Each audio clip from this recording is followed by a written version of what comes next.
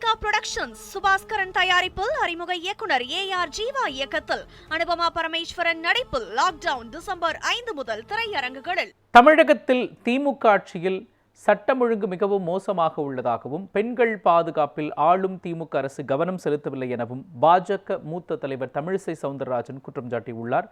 புதுச்சேரி மணக்குள விநாயகர் கோயிலில் சாமி தரிசனம் செய்த பிறகு அவர் இவ்வாறு கூறினார்.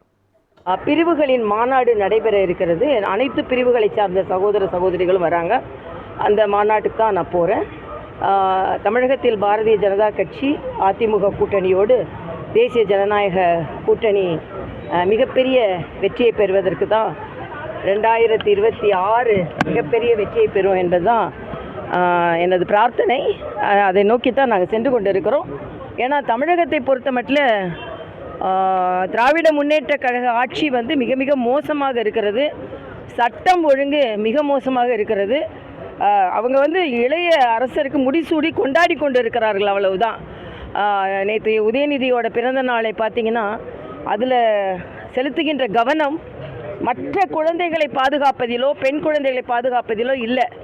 ஸோ வாரிசு அரசியலுக்கு ஒரு முற்றுப்புள்ளி வைக்க வேண்டும்.